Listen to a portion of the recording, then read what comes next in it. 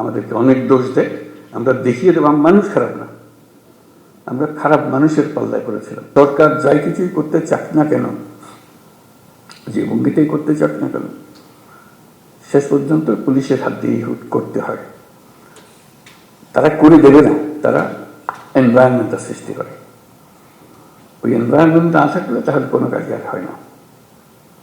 কারণ পুলিশের কথা প্রসঙ্গে বারে বারে আমরা বলছি দুটো শব্দ, আইন ও শৃঙ্খলা। এটাই হলো পুলিশ। কাজে ওই পুলিশের হাতে এটাকে এক্সিকিউট করা, এটাকে এই পরিবেশ সৃষ্টি করা, আইনের পরিবেশ সৃষ্টি করা।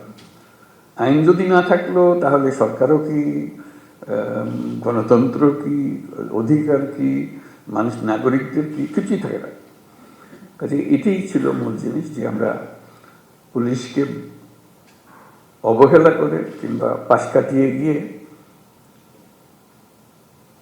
দেশ করতে পারবো না।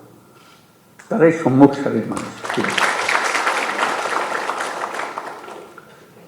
তারা ক্ষেত্র প্রস্তুত করলে তখন বাকি জিনিসগুলো হয়, তখন বীজ লাগানো হয়, চারা লাগানো যায়, সবকিছু হয়। আইন না থাকলে, শৃঙ্খলা না থাকলে যত বড় বড় চিন্তাই হোক, যত টাকাই ঢালুন, কোনো কাজে আসবে না। কিন্তু সেই জন্যই পুলিশের গুরুত্বটা মনে মনে খুব অনুভব করছিলাম, যে একবার বসি নিজেদের মধ্যে একটা আলাপ আলোচনা করি, কি করা যায়, কিভাবে অগ্রসর হব। আজকে তোমাদের তরফ থেকে কথাগুলো শুনে খুব খারাপ লাগলো, যে এই অবস্থার মধ্যে তোমাদেরকে কাজ করতে আমরা ঠেলে দিয়েছি, যে করো। কাজ করার তো একটা পরিবেশ লাগে, সহযোগিতা লাগে, সামর্থ্য লাগে। সেটা ছাড়া, এই ঢাল তলোয়ার ছাড়া আমরা যুদ্ধক্ষেত্রে পাঠিয়ে দিয়েছি যে লড়াই হোক। সেই জিনিসটা আমি অবশ্যই পরপরে এটা নিয়ে বৈঠক করবো, সমাধান করতে পারবো যাই না, কোনো জিনিস সমাধান করতে বড় কঠিন জিনিস হয়ে যায়, কিন্তু চেষ্টা করবো যে কি করা যায়। যদি ব্যর্থ হই, মনে করে যে আমি চেষ্টা করেছিলাম কিন্তু ব্যর্থ হয়েছে, চেষ্টার অভাবে ব্যর্থ হয়নি। এটা প্রথম চোটে মনে পড়লো যে করা। এরকম আলাপ হলে অনেক কিছু মনে পড়বে, যেগুলো আমরা চেষ্টা করব। যদি আমরা বলি যে এটাই তোমাদের কাজ, দেশকে পরিবেশটা সৃষ্টি করা যেখানে দেশ এগিয়ে যেতে পারে, তাই যদি হয়, তাহলে যাদের হাতে পরিবেশ সৃষ্টি করার দায়িত্ব, যাদের কাছে দেশকে তৈরি করার দায়িত্ব এগিয়ে যাওয়ার জন্য, তাদের নিজেদেরকে তৈরি করতে না পারলে তাহলে তারা বাকি কাজ হলো না। তো সেই জন্য আমরা অগ্রাধিকার দিতে চাই, প্রায়োরিটি দিতে চাই যে যেটা আমরা পারি। আর কথা বলার আরেকটা কারণ ছিল, যে কারণে বসতে চেয়েছিলাম, সেটা হলো যে আমি সরকারে যোগ দেবার আগেও বলেছি, এখন সরকারে যোগদান পরেও বলছি, বাংলাদেশ একটা মস্ত বড় সম্ভাবনাময় দেশ। আমি বারে বারে এটা অনুভব করি। এটা শুধু রাজনৈতিক মাঠের বক্তৃতার জন্য না, ব্যক্তি হিসেবে, দেশের নাগরিক হিসেবে অনুভব করি যে এটা বিরাট একটা সম্ভাবনা। এবং কিছু কিছু উদাহরণও যে কেন এটার সম্ভাবনাটা আমি দেখি। কিন্তু সেই সম্ভাবনাটাকে আমরা বাস্তবের দিকে আনতে পারছি না, থেকে যাচ্ছি। আজকে আমরা একটা সুযোগ পেয়েছি, মস্ত বড় সুযোগ, সেই সম্ভাবনাকে কার্যে পরিণত করা। এবং জুলাইয়ের এই অভ্যুত্থানের ফলে সেই সম্ভাবনাটা সৃষ্টি হয়েছে। এই সম্ভাবনার যে পরিবেশ সৃষ্টি হয়েছে, সেটাকে যেন আমরা হারিয়ে না ফেলি। কেন হারিয়ে ফেলা খুব সোজা, মুহূর্তে হারিয়ে যাবে।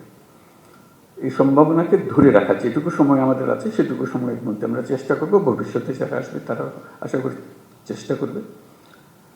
পথটা যেন আমরা সৃষ্টি করে দিই, এই পথে আমরা এগুলো সম্ভাবনাগুলো বাস্তবে পরিণত হবে। শুধু বাংলাদেশ একটা সুন্দর দেশ হবে, নিয়মতান্ত্রিক দেশ হবে, গণতান্ত্রিক দেশ হবে, সেটা তো বটেই।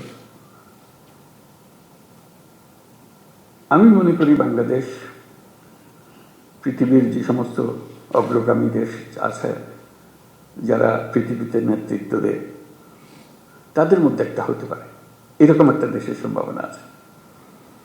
এটা কোনো আত্মতুষ্টির জন্য না, এটা আমরা, আপনারাও নিশ্চয় দেখবেন, তোমরা দেখবে এটা, যেটা একটু বিচার করলে মনে হয় যে হ্যাঁ এই সুযোগ আছে। আমি একটু কয়েকটা উদাহরণ দিই। এই যে গণ অভ্যুত্থান হলো, এটা বিরাট একটা কাণ্ড, ইতিহাসের একটা বিরাট পরিবর্তন সূচিত হলো। লন্ডভন্ড অবস্থার মধ্যে আমরা এই যাত্রা শুরু করলাম। সারা দুনিয়ার যত দেশ আছে সবাই আমাদেরকে সমর্থন করলো। শুধু মিনমিনে সমর্থন না, আচ্ছা আচ্ছা ঠিক আছে করো, ওরকম না, উৎসাহ করে এসে আসলো। তারা যেরকম মনে করেছে যে হ্যাঁ এই দেশ যদি উঠে দাঁড়াতে পারে সেটা ভালো সঙ্গী হবে সবাই। আমাদের উপরে তারা ভরসা করেছে, যেরকম আমরা নিজেদের উপরে সে ভরসা আনতে চাই। আমাদের সে ভরসা অনেক সময় হারিয়ে যায়, যে মনে হয় যে না কী হবে, এই তো 2 দিন পরে আবার সব পাল্টে যাবে, কয়দিন থাকবে এটা দেখি আমরা। এটা প্রশ্নবোধক নিয়ে অগ্রসর। আমি যেটা বলার চেষ্টা করছি যে প্রশ্নগুলো সরিয়ে দেওয়া, আমাদের কোনো প্রশ্ন নেই, আমরা এটা করবই, আমরা করার সামর্থ্য আছে আমাদের। এই যে নতুন করে আমাদের যাত্রা শুরু হলো, এটা একটা মস্ত বড় সুযোগ। এই সুযোগটার উপরে আমি আন্ডারলাইন করছি, এই সুযোগটা যেন আমরা হারিয়ে না ফেলি। এটা শুধু মুখে বললে তো হবে না, সেটা ওই যে আজকের যে আলোচনা হচ্ছে সেটার মাধ্যমে ওটা করতে হবে, যে সুযোগগুলো সৃষ্টির জন্য তারও একটা পরিবেশ লাগে, সেই পরিবেশটা সৃষ্টি করা। তো সেখানে পুলিশ বাহিনী একটা মস্ত বড় ভূমিকা পালন করে। ওই যে বললাম আইন ও শৃঙ্খলা, আইনটা যদি আমরা সঠিকভাবে প্রয়োগ করতে পারি, শৃঙ্খলা যদি প্রতিষ্ঠিত করতে পারি, তাহলে যে কোনো যুদ্ধ জয় সম্ভব। এই যে এগিয়ে যাওয়ার যে যুদ্ধ লড়াই, যেটা এটা আনন্দের লড়াই, এটা কোনো কষ্টের লড়াই না। যত এগিয়ে যায় তত ফুর্তি লাগে, নিজের কাছে ফুর্তি লাগে, নিজের ছেলে মেয়েদের সঙ্গে কথা বলতে ফুর্তি লাগে যে আমরা একটা কাজ করছি, তারা দেখছে, তারা উদ্বুদ্ধ হচ্ছে, এবং নিজের তুষ্টি হচ্ছে যে আমি একটা এমন ভূমিকায় আছি যে ভূমিকায় দেশে একটা পরিবর্তন হবে। আমরা নতুন বাংলাদেশ বলে শব্দটা বলি সবসময়, নতুন বাংলাদেশ, এটা কথার কথা না। এটা নতুন বাংলাদেশ আমরা এই জন্য বলি যে পুরনো বাংলাদেশ হচ্ছে অন্ধকার এক যুগ, আমাদের ভয়ঙ্কর একটা যুগ। সেই ভয়ঙ্কর দিন থেকে আমরা সুন্দর ঝলমলে একটা দিনে আসতে চাই, সেটা হলো নতুন বাংলাদেশ। পুলিশ বাহিনীরও মুশকিল হলো ওই অন্ধকার যুগের তারা অ্যাক্টিভ পার্টিসিপেন্ট ছিল, নিজের ইচ্ছায় না, সরকারি কাজ করতে হয়, কাজে কাজ করেছে, আমরা কাজ করছি, আমাদের হুকুম পেয়েছে, করেছে, করতে করতে আমরা ওরকম চিন্তাতে পড়ে গেছি। কাজে নতুন বাংলাদেশ সৃষ্টি করার জন্য তোমাদেরকে ওই চিন্তার থেকে বেরিয়ে আসতে হবে যে না আমরা নতুন বাংলাদেশ সৃষ্টি করব। আমাদেরকে অনেক দোষ দেয়, আমরা দেখিয়ে দেবো মানুষ খারাপ না, আমরা খারাপ মানুষের পাল্লায় করেছিলাম, আমরা সে খারাপ মানুষ থেকে বের হয়ে এসেছি, আমরা ভালো মানুষ, আমরা দেখো কি করতে পারি। সেই দৃঢ় চিন্তাটা মাথার ভিতরে রাখতে হবে যে আমরা একটা দেখিয়ে ছাড়বো। আমাদেরকে সবাই গালিগালাজ করে, মন্দ বলে, আমাদের কাজের মাধ্যমে আমরা দেখাবো যে আমাদের হাত দিয়েই এই নতুন বাংলাদেশ সৃষ্টি হবে। আমরা একটা তাতে বড় রকমের ভূমিকা পালন করব, কারণ আমাদের কাছেই রয়েছে আইন এবং শৃঙ্খলা। এইটা আমরা প্রতিষ্ঠা করব। এটা প্রতিষ্ঠিত করতে পারলেই ওই এনভায়রনমেন্টটা সৃষ্টি হয় যেখান থেকে এটা উড়ান দেবে। দেশটা উড়ান দিতে হলে তার একটা মোমেন্টাম জেনারেট করতে হয়। এই মোমেন্টাম জেনারেট করার জন্যই হলো এটা যে আমাদের আইন এবং শৃঙ্খলাটাকে প্রতিষ্ঠিত ভাবে, মুখের কথা না। মানুষ দেখলেই, পুলিশ দেখলে মানুষ আশ্রয় পায়, এখন পুলিশ দেখলে ভয় পায়, কি আমার এই খ্রিস্টের মধ্যে আটকে হলে, একটা ভয়ঙ্কর একটা ক্যারেক্টার।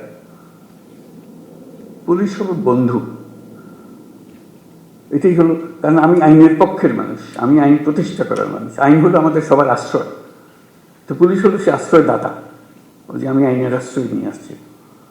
আইন আপনাকে সুরক্ষা দেবে। এটা যদি আমরা এই ইমেজটা যদি প্রতিষ্ঠিত করতে পারি, অতীতের সব কথা মানুষ বলে যাব।